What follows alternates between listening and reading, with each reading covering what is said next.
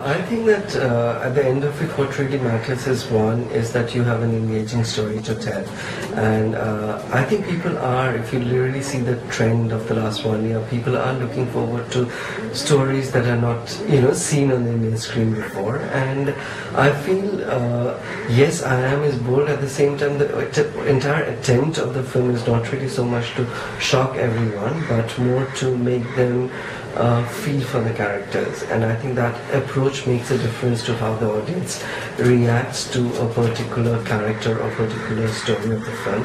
And I feel that yes, we very often underestimate. I strongly believe that I'm not addressing my film to an audience that leaves one's brain at home and comes and watches a movie. I feel at times, just like you enjoy different kinds of food, you also enjoy different kind of movies, and you also need and want to at times activate your grey cells.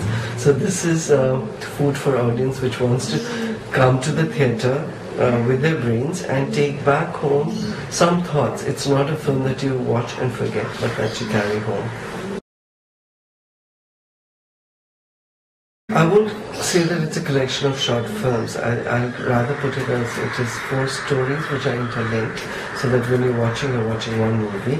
It was a decision not made by choice. It was because of a lot of circumstances. In a way, initially I wanted to make feature films of each of the. I think each of the stories have the potential of becoming into a feature film, and realized that it was extremely difficult to get finance for any of the stories, especially because it didn't have the so-called quote-unquote stars attached to the project, and also the stories didn't fall into what is perceived as quote-unquote commercial, So I really wanted to make this stories, tell these stories. So that's when my business partner Sanjay Suri, actually it was his idea that why don't you start maybe writing them as short stories where we can, raise finance for each separately. And at least, so I thought it was a better thing than sitting and sulking, is to somehow, get moving and presenting the stories. And I'm happy that we did that. I think it was an experiment that I was trying without really knowing where it will go to. Because I just put up a note on my Facebook saying that, okay, I'm making this film, and one of the stories is I Am Abhimanyu, which I'm planning to shoot, and it's to do with child sexual abuse. And I did a small AV saying why Abhimanyu. And I say that if you believe that this film needs to be made, you can become a part of this film. You can co-own the film by contributing 1,000 rupees or much more, or volunteering for the film. And within 1.5 months time we were shooting.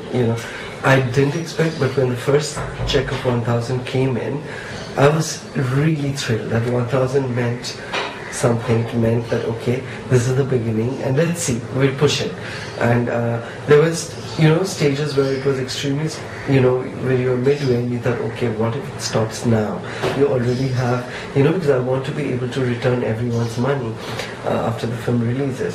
So it was, till it got over, you were always worried, okay, but you realized that when people saw that it was a film that was happening, more and more people joined it.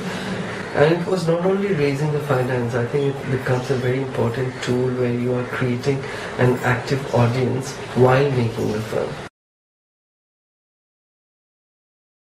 I think there are certain complications, which you need to figure out. For me, the entire thing was done in a much more informal platform where you were using the Facebook and friends from the Facebook, basically, to support. But if you want to do it on a larger scale and a continuous, you want us to figure out the entire tax structures, how. So, the problem is everything has, those structures are not easy. And the minute you get into that, then you get into that whole space where it becomes like any other corporate body, or it starts getting into the entire thing of certain rules, certain bureaucracy, and that is dangerous. So I don't know how one figures out that you keep it independent, keep it more I feel the strength of this thing is that the entire thing was much more emotional than how much money we make out of it, you know. And I feel that independent film, if that is the center, that emotional connect with the film, it works much better. When the minute it gets formalized into a certain structure, I don't know how long it survives. What if it stops midway? You know, because the idea is to complete the film, because you are being trusted by so many people. Forget anything else. They were just sending money without any, you know, or volunteering, you know. So you have a huge responsibility that at the end of the day the film gets released and you can return everyone's money. That is a big responsibility. And the challenge is just to keep everyone engaged all through the process. Because, you know, I didn't want anyone to feel that, okay, I've given my money and now you forget them. You know, you keep them engaged all through the process. Make them realize that it's not whether they've put in 1,000 or 1 lakh, everything is equally valuable. For most people who are in the circle of filmmaking, film has become only a product, you know. So whatever smells money, they support. And unfortunately, which is not a very good thing for small budget content film, because initially there was this whole concept of word of mouth. And word of mouth means it needs time, the way you have to nurture a film, keep it there so that, you know, people like abroad, you have multiplexes which will only, I mean screens I would rather say, not multiplexes, which will only show a certain kind of film, and they'll keep it even if you have 20% occupancy, because they know it needs time to grow. We don't have that. So the day multiplexes decide that, okay, we keep one screen exclusively for these kind of films. Okay, we will not charge 50% of the ticket, you know, revenue that comes for these films, because these films need more support. That's when real support is. Just putting it out during a week of release is not the proof of when you keep a film, despite not having 100% first week collection, is when you actually show your support. The film is releasing in Australia and New Zealand. We already have a tie-up there. We are going to release it all over US, Canada, UK we are in talks with. And apart from it, some South Asian countries, maybe South Africa, Middle East, we're still figuring out with the censor, because it depends on certain things which might not be acceptable in the Middle East.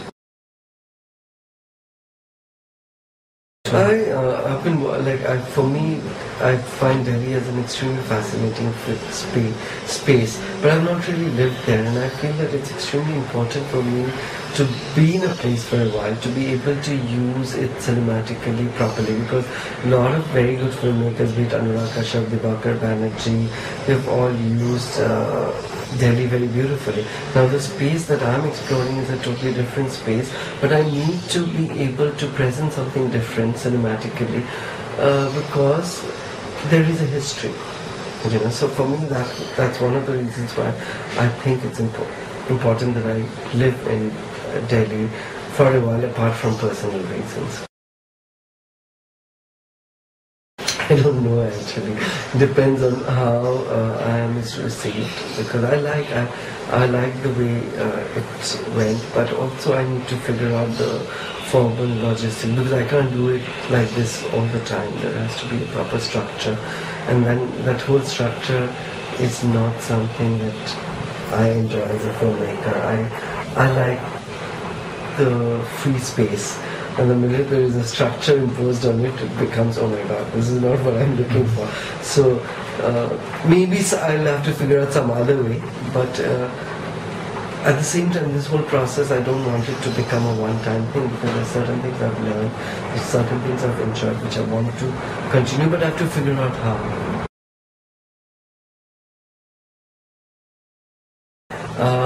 It just shows that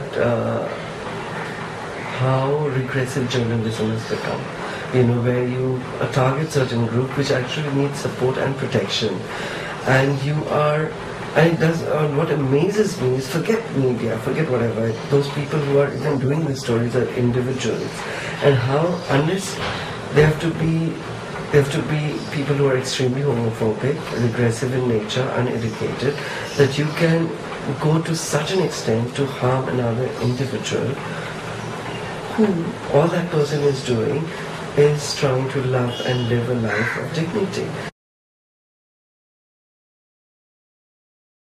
I mean, today I feel that even this whole thing of targeting LGBT groups is a manipulation by certain political and social structures who want to divert attention from the real problems. And why should we really be bothered about two people in love? We should be bothered about so many other things that's going totally wrong in a country like ours.